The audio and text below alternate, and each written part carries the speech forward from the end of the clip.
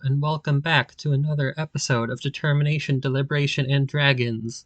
I'm Peter, And I'm Izzy. and we're gonna discuss the second episode of season 3 of The Owl House. So, they're doing three, longer episodes, not a full season, so we're halfway through this season of, special episodes. So, we're just gonna talk about it. Spoilers Izzy, beware. yes. Izzy, what did you just generally think about it? I really liked it. I mean, I was a fan of the first one, but I feel like this one, I felt much more engaged with what the story was. And I think part of it has to do with just the first one felt more of a just sort of exploring the human world part of it, and it was less plot heavy until towards the end of the first episode.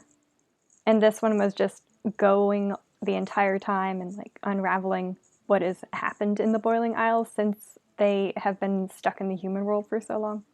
So I was really chugging along, really engaged the whole time. And I just loved seeing some of the characters we left behind again, like Ida and Lilith with her red hair, which I guess is her natural color, but I always forget because she always goes the emo way and dyes her hair and wears like the black lipstick. But I love seeing Lilith with short hair, fuzzy red, and the other characters. I love Lilith though. Yeah, it was exciting seeing Lilith again. Definitely, I've seen a lot of people just online being very thrilled about seeing her hair. She looks like a lot younger too, which is kind of just funny.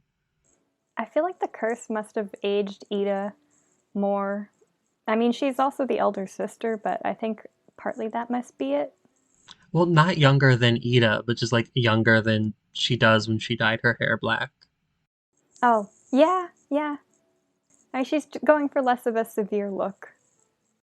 Yeah, I think in general, I keep going back and forth on how much I like this episode.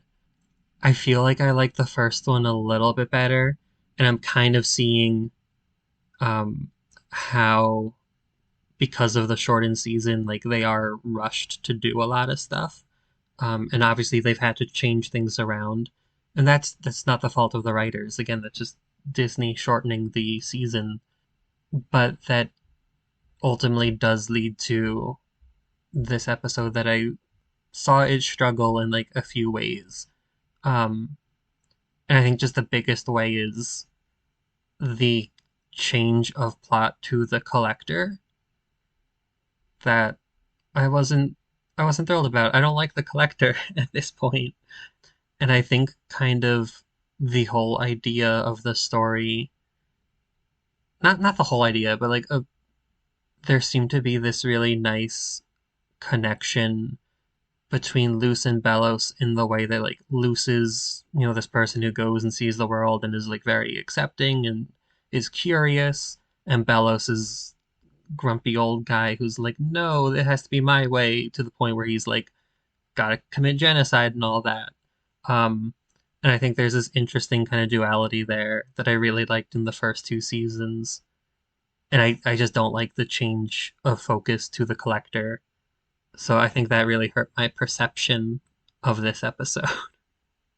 Yeah. I mean, I grew to like the collector more as a character in this episode compared to when he was introduced because I felt more of a feel of his personality. But I agree, he feels a little bit disjointed from the previous seasons because I feel if they had more space to get into the background and the lore behind what purpose the collector serves in the world of the Boiling Isles, I would understand why he is there and why he is integral as, a player in all of these events. And I noticed in some of the stained glass windows in his big palace castle thing in the sky, there's some stained glass that kind of explains how the collectors go out and destroy or fight with the Titans and kill them. And you can't see all of it, or I wasn't able to make out all of it when I was pausing the video. And I feel like if they went into that storyline a little bit more earlier in the show, I would understand why the collector is supposed to be important now. Whereas Bellows just feels like a natural part of the conflict because he's always been a natural part of the setting and big part of this whole society structure that exists today. Whereas I don't know how the collector fits into that. And he just kind of feels a little bit shoehorned in as an element of chaos. But he does feel more distinct to me than I had been thinking of him very similarly when he's introduced to Bill Cipher from Gravity Falls, the big element of chaos there. And he feels much more of a distinct character to me now, which is why I like him a little bit better instead of just. Bill Cipher was just much more cynical and straight out mean, and I don't sense the same kind of meanness from the collector, but he's definitely not aware of the consequences of his actions and not really caring. Yeah, and I think the comparison to Bill Cipher is really helpful too.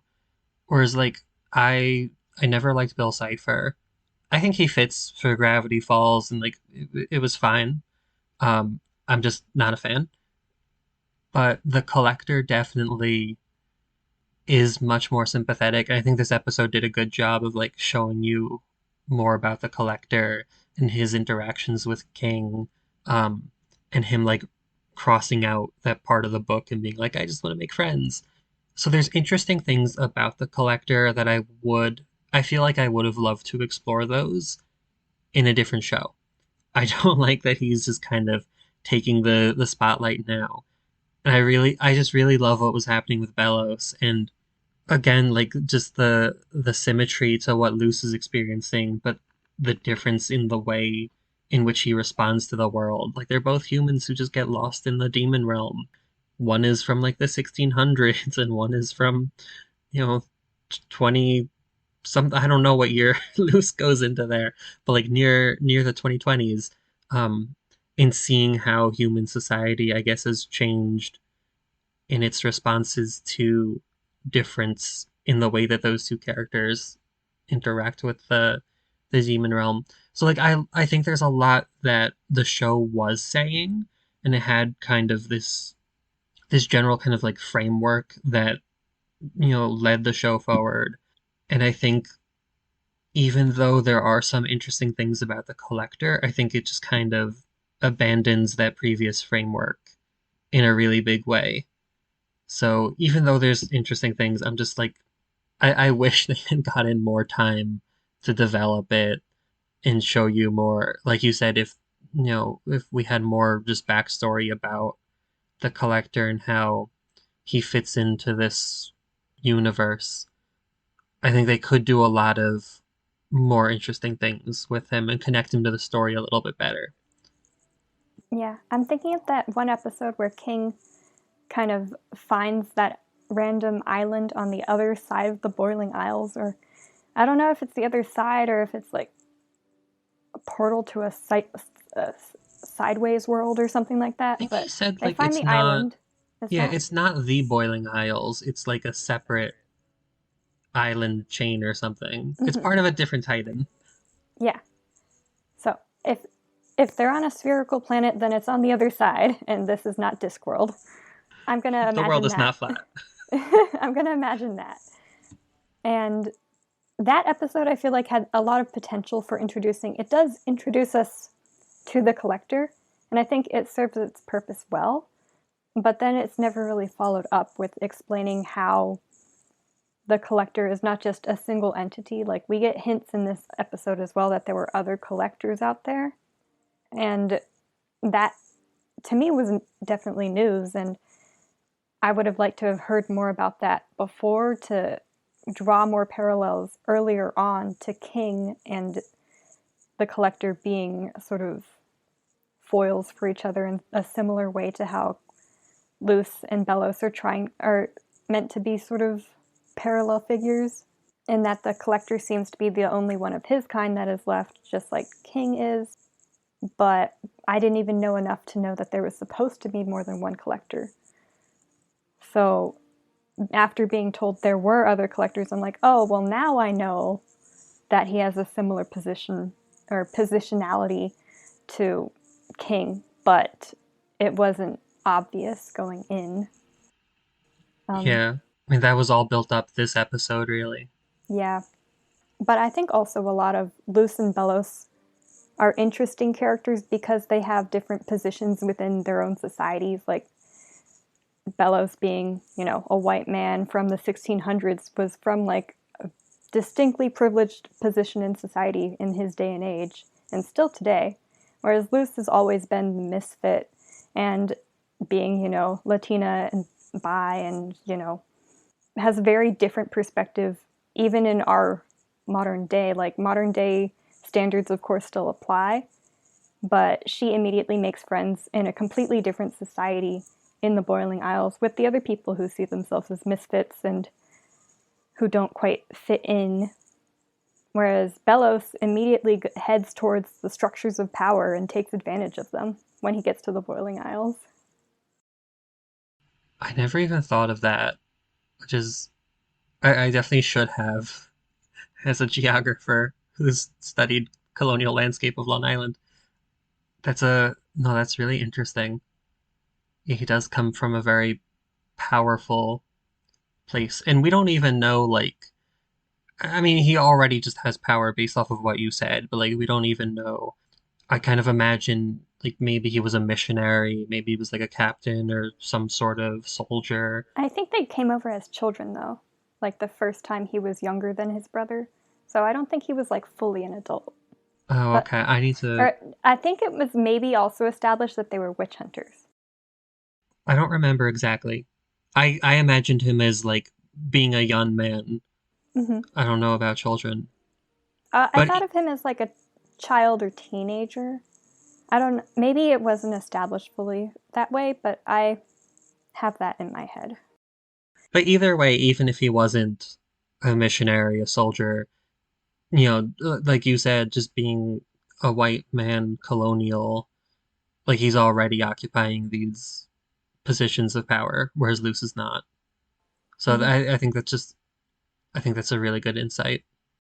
And I think he goes to the Boiling Isles kind of expecting more of the same, and she goes to the Boiling Isles not expecting more of the same, or she goes to the Boiling Isles expecting to find her place because she doesn't feel like she has a place in her own home world.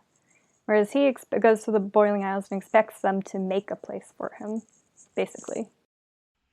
Well, he's making places for them too, in the sense that he's trying to eradicate them all and saving, he wants to save Luce's soul.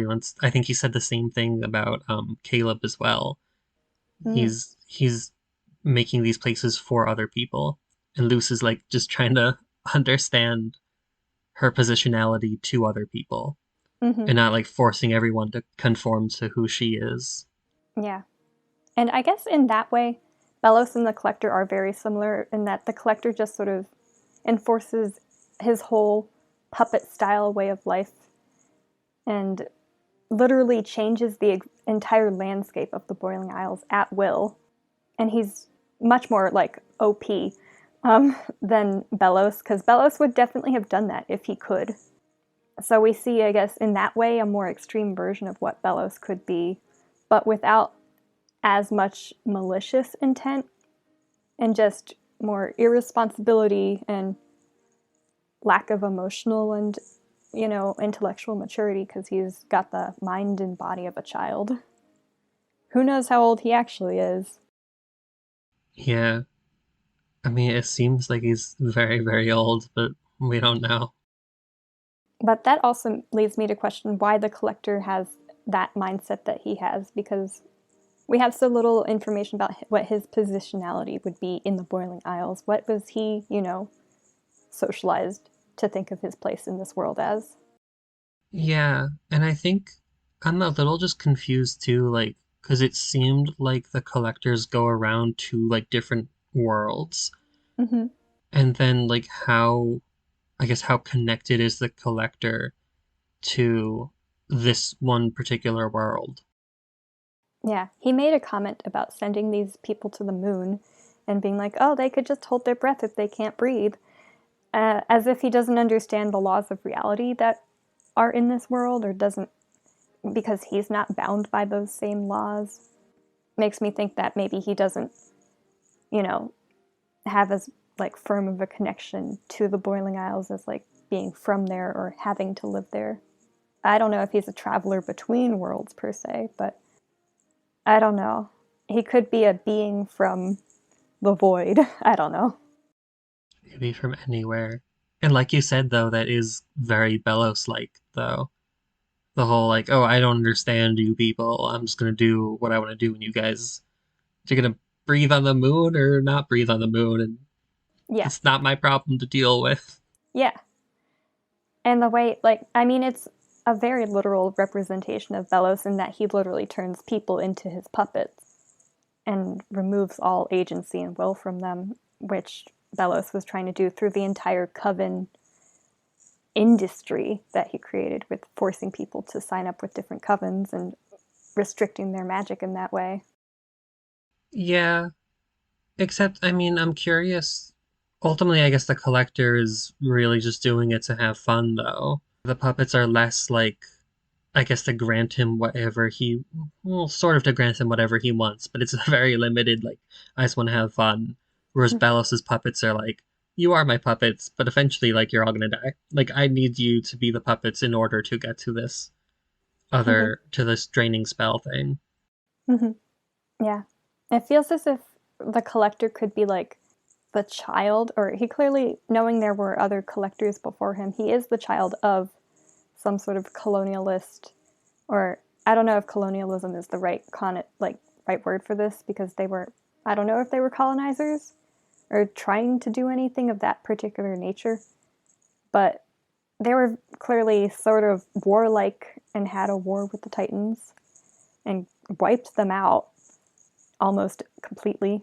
And whatever that mindset has been carried over in the child collector that we have today, he lacks the sense of purpose and awareness that an adult would have, but doesn't question the, I guess, social norms of whatever kind he was taught, perhaps. I mean, except that he, like, crossed out that part in the book that the collectors have. Yeah, that part in the book confused me because I read that over twice and I was like, is that the collectors cleansing the world or is that the other people cleansing the world of the collectors? And I would need to read it another time because at first I was like, wait, they're killing off the collectors? And then I was like, wait, are they killing off the Titans and like all of the people? So I'm confused by that. Yeah, I'm not 100% sure. I'm kind of just basing this off of a different podcast that I listened to, that they seem to assume that it was the collectors wrote it, Ah, but I don't know. I think that would be potentially interesting if he, grew up with these people and he saw like them scorching the worlds and he was like, I don't really want to do that. I just want to play with the people I meet. yeah. I can see him in some ways being sort of like a half hearted, breakaway, rebellious child who's kind of trying to do better than his parents or previous generations, but also he hasn't finished, unlearning all of the things that the previous generations instilled in him. Yeah, and that's why it is kind of nice seeing him like paired up with King in this episode. And like just King is like, oh, I just want to talk with him and see if I can change his mind. And King is in like a very, not the exact same position, but he's in like this similar position of like, oh, his ancestors are these godlike beings, um, who are, I don't know if they're immortal, but they live really long either way. They Um, said like immortal being to semi immortal being, so I think he's semi oh, immortal. okay. So yeah, and yet he was, raised by Ida, so he doesn't have like all this baggage of whatever the Titans like instilled on him. I mean, he still has some baggage because, of course, once he learns he's a Titan, it's gonna be a little bit like difficult to grapple with. But at least he has like this other way of being, like this knowledge that he has from living and being raised by other people who aren't Titans that he can hopefully like just share with the collector. We'll see what Mm-hmm. happens. I don't want like as much as I dislike the collector, I'm hoping he and King just like become friends and everything's good at the end. I hope so, especially because they've clearly deliberately written him to not have malicious intent, I feel like there's obviously a road that could go that way that they have left open. Because Bellows is still this scary, terrifying creature, and they definitely back off of the horror element from the previous episode. The Halloween episode is just like, there are some terrifying parts in there. And this one, Bellows is just in the background very much. And Still horrifying. still horrifying, but you don't see him as much. Yeah, I mean, now he's taken over Rain's body and he's Oh, whispering in the ear of the collector. yeah. So I'm curious to see what happens with that. And I think, I don't know, I don't think that Bellows is necessarily redeemable, but I'm really curious to see what he thinks of everything that the collector has been doing. And I just want to get more of just like his thought process in the next episode behind everything that's going on. I think he would find the collector to be the. Well, the thing is, the one person that the collector has had consistent interactions with is Bellows, because I forgot. He could talk with Bellows for like however long Bellows has been, like, a few hundred years that Bellows has been around since the 1600s. He's been pretty much the only person to talk with the collector. So it is actually a little bit more surprising that the collector wouldn't be more like Bellows, considering he's the only person he could talk to. But Bellows never seemed to be buddy buddy with him. Yeah, no, it seemed very like Bellows was just kind of, using him and just making appeasing comments every so often. Mm-hmm. I don't know. I really want to get more of the Bellows story. And I loved like the hints at his brother in this one. Oh my I thought that god. was like really creepy, but I want to know more because I feel like we keep getting these really important pieces of that story and the fact that like Caleb ran off into the demon realm with a witch, whoever Evelyn is, who we still don't know. Poor And I really, Flapjack. yeah, You are and I missed. really want to figure out like because I think we kind of generally know what happened, but like I want to know more specifics. Like, why did Caleb go into the demon realm? What is it I mean, about this other witch, Evelyn? Because, like, I know they say, like, oh, he went in because of the witch, but, like, why specifically? Like, what was happening? What was his. What were his conversations with Belos like at that time? And what ultimately happened? Like, I feel like we get this impression that Belos just, like, stabbed him one day, but I don't know if that's necessarily true. That's just implied at this point. Did something else happen to Caleb, like in between that and like his initial entering of the demon realm that Belos was like, "Oh, I need to do this in order to save you." I'm just really, I'm curious. I want to know what happened. mm-hmm. I'm also extra curious because now Hunter has magic, and I'm like, he's supposed to be. Well, he's not human because he's a Grimwalker, but he's definitely not, a witch by birth or creation, if however a Grimwalker is created. So how does he have magic? Big question mark. And that also leads to like, did Caleb have magic? Because he is. I don't know if it was DNA or magical cloning, but he's based off of the original Caleb. So did Caleb have magic? How did this happen? No, no, wait. It was explained that he has Flapjack's magic. But Yeah, I also, was how about did. to say that. Yeah. Also, my mind forgot that for a second. But also, how did that happen still? Because, I mean, Flapjack did sacrifice his life for Caleb to be, or for Hunter to be alive, but I'd like more of an explanation there. And also, I have a theory that Flapjack is just Evelyn turned into a palisman. That's just my theory, based on nothing. Yeah, I don't know. I still have the impression that like Flapjack is just the palisman of Evelyn. And I know everyone was like, "Oh, but Bello says like goodbye, Evelyn," when he, killed Flapjack. But I think like you can just think of like I'm sure there's other movies where like someone will like rip up a piece of paper and be like, "Oh, goodbye, like Bill." Um, is the paper name Bill? Like, no, it's just a memory of whoever Bill is in this case. So I don't know. And I don't know if we're ever going to have that answered necessarily. I I just would love for it to be, but Yeah. I feel like the lore that whatever has been established around what palismans are is still so murky and elastic that I'm just throwing in my theory of that there because there's just enough open space that I feel like I can. But we finally did see a little bit more with palismans, with Luce finally getting hers. Not sure if I'm entirely. I mean, I think partly that was a compromise in that they gave her a shape shifting one, so people don't have to be super unhappy that their specific animal was not chosen because it can shapeshift into many. I was kind of hoping for a dragon because there's no other palismans I've seen that have dragons, and I think it would be great for her. Also because they just give her an animal that isn't a mythical creature thing that I've ever heard of. So I'm just like, I guess it's a Boiling Isles original, but it wasn't established previously, so I don't feel a strong connection to string bean. yeah, I mean, I don't even know if it's an animal on the Boiling Isles or if it's just a snake that can transform. And Luce is like, I know, a snake shifter.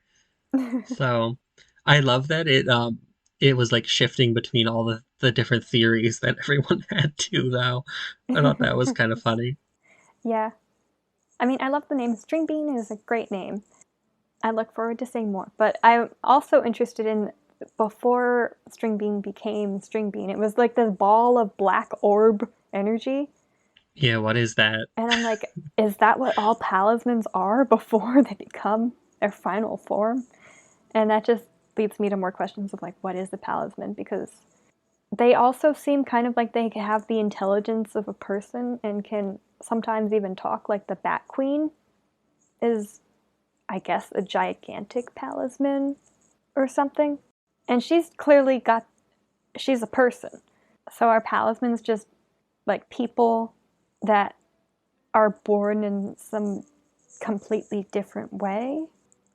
But also the fact that or all of the palismans that we have ever seen come into being have to have a specific connection with their owner also makes me wonder how Flapjack was created. Like, if there is some sort of intrinsic connection that has to be there between the owner, or like, owner feels like the wrong word, like partner or whatever. Maybe Flapjack had some of Evelyn's literal life essence or something in him. Yeah, I have no idea. Raising some interesting questions about the personhood of the Palisman, Well, I think that's not a question. I think they are. They just can't speak with talking language, except except for for the the Bat Bat Queen, Queen. who also like has her own kids too. Yeah, which is also like they're people, and like they were kept in prison, and she freed them. I don't know. Palismen are strange. They're Yeah, really cool, but yeah. And I think with String Bean, like I'm also just not super attached to String Bean at this time. But I think that just we haven't seen that much from yeah. this new Palisman. Well, I think they just went for like it's a snake shifter, and I'm like I've never heard of that, so I just don't feel a connection to a being I've literally never even heard of, and was never presented to me beforehand. Like if they had shown us in like even a single picture of the concept of a snake shifter before showing us her snake shifter, I would feel a little bit more open to it, I think. Okay, as opposed to just seeing an entirely new thing. Yeah. That's fair. I mean, also because I think it could be something that is endemic to the Boiling Isles because everyone else is like, oh, you have a snake shifter. No comment. That's cool. But I do want to talk about Luce having her big moment with like finally having the big epiphany realization of whatever she needed to realize to understand. Like, well, her epiphany was that she wanted people to understand her. I guess it's like her big intention in life, or sort of at least at that point in her life, that's her like biggest driver. I feel that's the feeling that I get. You have to say to your palisman in order to not connect to them or not. Well, she literally kind of birthed her palisman. Well, in order to like bond with a Palisman, Like, Yeah. at least in the case of like everyone else. Whereas Amity was like, oh, once I realized like I wanted to choose my own life, like then the cat bonded with her. Yeah. So kind of similar to Luce, except Luce's talisman like came into existence. It wasn't a an adopted talisman. Yeah. No, I thought that moment was really nice, and I mean that gets to the whole point of the show. You know, Luce goes into this world as some misfit, and she's like, "Oh, like us misfits have to stick together." She Hmm. says that to Eden King. Yeah. Um, and it's so much more than this. I think the show is more than this idea that misfits need to stick together. I think that's like a good entry point into what Luce needs to do and go through. And ultimately, it's nice seeing her kind of finally realize, like, no, I don't want to just be a misfit who sticks with other misfits. I don't want to be, on my own doing my own thing. Like, I want to be a part of things. I want to be understood by others. It was kind of nice seeing that. Yeah. I mean, I think she always searched for belonging, but part of the like heroes quest, heroes complex got to her a little bit as things got heavier with Bellows, and she was like, well, now that things are bad, I'm going to take the responsibility on all by myself. But I would see that more as her pulling away from what her main driver is, because she always was searching for a place to belong and searching for people who would understand her. So it could be that's one of the things that hurt her a lot, along with just like it being self-destructive to like try to do everything by yourself and not seek help from your friends when you need it, but also going away from one of her main driving motivations in life. I like the fact that she said that she wants to be understood and not that she wants to, like, belong or find a place to belong. Mm. Because I feel like with the idea of, like, oh, I want to be understood, there is a little bit of, like, obviously not to the extent where Belos is like, oh, I demand that you guys do like this and fit into my vision of things.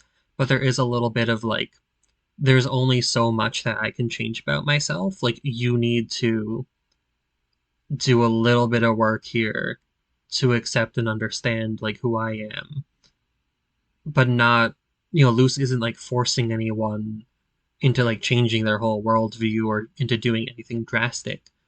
Like, we all live like in relation to one another, and we're always like working off of one another. So there is a little bit of Luce finally stepping up and being forceful in this way, I guess. Mm-hmm. That I thought was really interesting. And yeah, it's nice seeing her not just like take a step back and be like, okay, like everything's happening, that's fine, whatever, and I'm just gonna like go off to my own corner and do my own thing. She's still doing that, but she's also like, I'm also going to insert myself here. Not in a disruptive way, but in a way that like she's saying like I exist, this is who I am, and you don't need to change anything about you, but like you need to understand who I am as well. So it felt like this really cool balance that I really appreciated. Mm-hmm. Yeah. I'd say it's like her coming to the Boiling Isles was finally meeting people who understood her on a level where she didn't have to spell it out and explain. They just, you know, got her, or if they didn't immediately, like with Amity, they had to work at seeing eye to eye when they first met, but they were both willing to do that work to come to an understanding of each other. Whereas, Eventually, yeah. yeah, eventually. Whereas at home in her Graves field, Yes. yeah, I was about to say Bonesville, and I was like, it was not Bonesville. And Gravesfield, there was a lot less effort put on people. Like, she was still, marching to her own drum beat, but people pulled away from her and didn't try to engage with her in that way. Or her mom tried to a certain point, but it was more of acceptance and less of, you know, the further step of, celebrating her daughter and all that she is and fully, really fully supporting her. Like, even going to the point where she hid her own you know, shameful, nerdy past because she wanted her daughter to fit in more and not be the way she was and get bullied in that same way, which is really interesting and sad. Yeah, for sure. Um, but yeah, I guess I see it more of, when I say belonging, it's like she came to the Boiling Isles seeking like true belonging, and like she felt as if she belonged with her mother to a point because her mom didn't fully understand her whole self. And in the beginning of the show, or up to the second season or so, I had fully thought that she had already come out to her mom and her mom just accepted her and was fine with everything with her sexuality, and that it just was a non issue because it was already a conversation that had happened. But seeing the beginning of season 3 and realizing the conversation hadn't even happened yet between them made me realize just how different parts of Luce were kind of in the spotlight or on the back burner for her in her life in the human world. That it just doesn't have to be like that when she's in the Boiling Isles, and she can be understood more as her full person, and in that sense feel more belonging. Yeah. I mean, she's learning to, you know, be more of who she is and not just like hide away Yeah. and make those connections. No, I thought everything with Luce is good. I Mm-hmm. appreciated her story. I appreciate her mom so much. Go I mean, Camila. Camilla's amazing. Mm-hmm. She's also like, I think, the comedic heart of this episode too. I just really loved all she had like these just fun comments in the background. And I love her reaction to just seeing the Boiling Isles. And I wrote down one of my favorite quotes from her. Like after they have the whole scare with the collector initially, Mm-hmm. um, then he goes away and she's just talking to Amity and she's like, so the eyeballs on the ground are normal, but the little space cherub is the danger. Oh yeah. I just thought that was so funny. Yeah, I love the part where she almost, it's like a tent post or something with this red eyeball creature wrapped around it, and she's about to like step on it or lean against it or fall against it until she realizes that it's like a sentient being. And then she does a double take and like kind of screams a little bit and is like, "Oh, so sorry, gentlemen." I'm pretty sure she uses the word gentleman and is I think she just, says like sir or oh, or something. maybe sir. Yeah, something like that. Yeah, something a little more formal than necessary, but it was just Yeah. hilarious. The eyeball creature just like squints at her. Yeah, That which, was really great. yeah, it's just a part of the Boiling Isles I've always loved, is that everything is just weird and it's just out there for the most part. Like you can see with the Blight family for sure that, you know, Emmerich and Edra, or is that their names right? Um, Emra and Edric. I got them mixed up. Emra and Edric got, you know, the glamours that they were wearing when they were still trying to impress their parents and, you know, keep up a certain appearance that completely goes away now.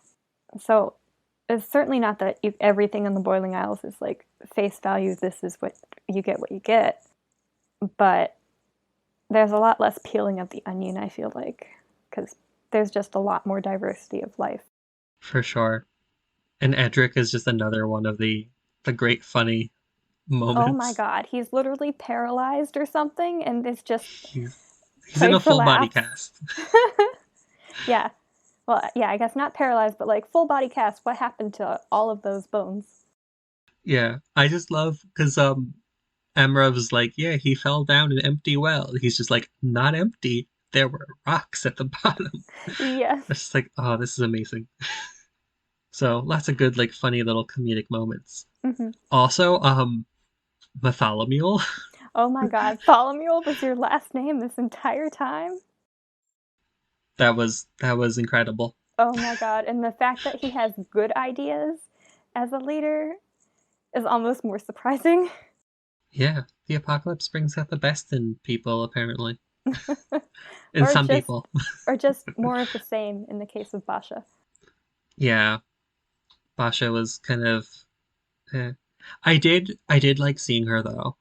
And I think it was interesting seeing her interactions with Amity in this episode and just seeing that like even though she has this like social position where she's the popular person and whatever, she's super insecure about it all. And I thought it was interesting just seeing her like go up to Amity and, ask for Amity to come back and join the popular group again and rule together. Yeah.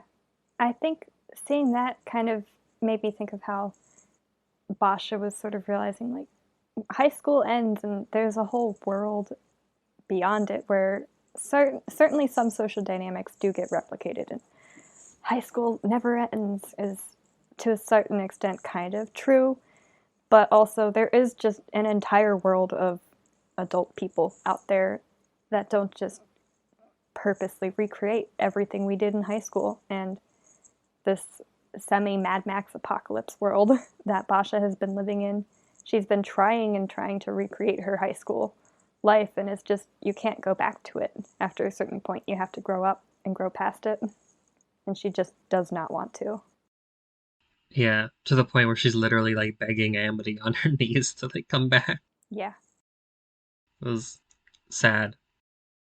yeah. Nice to see her though as a character. She's an interesting character. I had kind of forgotten about her, to be honest. But I love, I mean, her. She didn't get to interact with Willow as much, but her interactions with Willow were something that stood out to me before. Yeah, I mean in this episode. Or in the previous, when they had the grudge beam match, it was Willow's team Hmm. versus Bosch's team. Yeah, and now she's doing just all the same stuff. No, and Willow was another, I think, standout character in this I'm episode. so happy. That was one of the things I finished the episode and was like, my soul has been nourished or whatever. I love Well, and Willow. remember in season two when like I think the first half of season two had come out and everyone was like, "Where's Willow?" She wasn't in it. I know. I was so disappointed there was so little Willow. And Yeah, now, finally, we're getting more. Finally. yeah. I think it was just so nice to see um everything that happened with her. I think her story was really interesting. Hmm. Like just the way that like the vines were reflecting just how not okay she was. And it does make me think of the nature of magic because, I mean, magic is kind of wild and uncontrollable to a certain extent. And this showed it's much more connected with emotions than it's always necessarily portrayed. I mean, I guess intention is something to do with it in concentration, but this shows much more of the emotional aspect of it. Like she's not even trying to grow anything; it's just happening. The one thing that I mean, one of many of a few different things, not the one thing, but I wish that this show had gotten a little bit more into the magic system than they did. Mm. One thing that I appreciate about a lot of other stories is so like Star vs. the Forces of Evil was a TV show that came out before this, and I think a lot of the crew worked on the Owl House. Like the animation is super similar, but the ultimate kind of struggle wasn't between like Star and the different antagonists. It was like Star versus how magic operates within their society and her decision ultimately to destroy magic. And there's other stories like Aragon where I think the antagonist was like trying to make it so that only he could really do magic. And then once Aragon defeats him, Aragon's like, yeah, we really should kind of put in some restraints and stuff. And you see in like other fantasy worlds that, there's certain magic that's outlawed and there's certain stuff that like they teach their schools and things. Legend of Korra, there's the equalists who are trying to get rid of bending. So in Owl House, I don't think anything like that is ever really addressed. And it's, Well, they do a little bit just with the banning of wild magic, but they yeah, don't dig into it as deeply as I would like to see it. They just allow you to kind of cross major in high school. yeah, but it's also Belos going and trying to get rid of magic is very, I think his arguments are all very different. Where Hmm. he's very much coming, like we were talking about, this place of like, oh, I don't really understand you, and like I grew up in this society where like witches are, the devil, and we need to save all of our souls and things. So he's not grappling like with magic, he's grappling with what religion tells him are witches. So I think it's a little bit different than in like other stories. And it would have just been really interesting learning more about the magic and what it means to all the people and what it enables in society. And yeah, I don't think we got into that. And just in the context of Willow, like, and seeing how the vines are just like growing up all like all over the place, it would have been interesting diving a little bit more into that idea. Like, what is magic and what does it actually mean for this society? I mean, Unless like they haven't really thought about it. I don't know. they do introduce a little bit of that in that they say it's sort of a gift from the Titan when Luce is learning how to do magic because she only learns how to do it by paying really close attention and finding the glyphs in like a snowflake and other things in nature.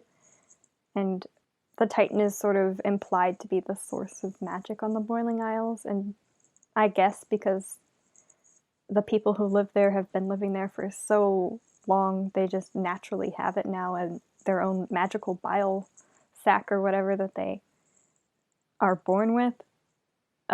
Which maybe that's an evolutionary trait or something after living on top of a literal titan. But yeah, I wish they went into it a little bit more because I also thought it was very interesting how clearly the coven system is much more recently applied to this society than, they had open magic, quote unquote, wild magic up until Ida and, uh, what's her name? I can't believe I forgot. The sister. Lilith. Yeah, Lilith. I was like, why am I thinking Lionel? No. Uh, Lilith and Ida were some of the, I guess, one of the first generations to have to choose a specific coven. Or at least that's the impression I got. Yeah, I mean it's only been around for like 50 years. Yeah. So it just makes me wonder how magic changed so much. What did they lose? Because we don't get a sense of what was lost culturally and, you know, did people not be able to do certain kinds of magic that requires you to have mastery of multiple different kinds of skills? Like, we don't know what was lost or what knowledge and what practices. Yeah, we just know that things were different and that Bellows changed them. Yeah. And we don't know, like, maybe parts of wild magic were bad. Like, I'm just thinking of the Harry Potter thing with the children that could get their magic go crazy. What's that called? Obscurus. Yeah, the Obscurials. Obscurials. Yes, where, I mean, that was clearly if something bad happened to the child and they didn't, have the proper magical training yet at that point in their life, then their magic could just go crazy. And I don't know if it was like a disease or if the magic itself turned on them. And I feel like if it had sort of that bent in, like, Willow's magic did turn on her and her friends when she was losing control of it, if that was talked about more as like the price of magic or what is the price of magic, because that's a conversation I saw a lot, like Once Upon a Time and a lot of different fairy tales, folklore. Magic comes with a price, and here it's such a natural part of the world that you never stop to think, what is the price? Like, certain rituals of course have to be done, or like, oh, you have to put a drop of blood in here, and that in some sense could be considered a price. But in terms of just all magic in general, drawing a circle in the air seems pretty painless. Like, if you have the knowledge and magical training, that seems like a very small price in terms of being able to do magic. Yeah. I mean, it seems like on a very basic level, magic is all about like freedom, and then you have Bellows coming in who's telling them not to do it. Mm-hmm. But yeah, I would have liked it to be a little bit more fleshed out. Mm-hmm. And again, like, probably not the fault of the writers if they had a lot more episodes, 17 more episodes. They could have done a lot more with it potentially. Mm-hmm. I think those are most of the things in this episode, though. Yeah, I think that was most everything I wanted to talk about. I mean, Hunter is delightful. I know. The part at the end with Hunter and Willow just doing like a little pinky link was just so adorable. And also just Yeah, like, I mean, not subtle because like it was showed close up, but like subtle in that it wasn't any kind of big like romantic gesture kind of moment, but it just showed the closeness that they've finally gotten to in their relationship in such a satisfying yeah. way. I mean, it's monumental for Hunter, who's been repressed in what he can do his whole life. And is a parallel with Evelyn and Caleb, but I don't know if that's important. I don't know. We'll see. So we'll have to see what happens in the next episode. If there's more Bellows, I will be thrilled. He has to. Like, Rain is. Well, first of all, I'm glad that Rain will be in it more as well. But, like, Bellows has to be in it because the collector is. It's. The tables have turned. Well, Bellows, I guess, was technically always manipulating the collector, but now it's even more obvious that the collector is, like, technically in power but is being manipulated. Yeah, we'll see what happens. I'm excited. Yes. Come fast, April. Indeed. I mean, by the time this is released, we'll already have seen the final episode, most likely. That's true. Thanks for listening. Check us out on Patreon, Twitter. We have an Instagram, which at this point is really exciting. But again, when you listen to this, it'll be months old probably.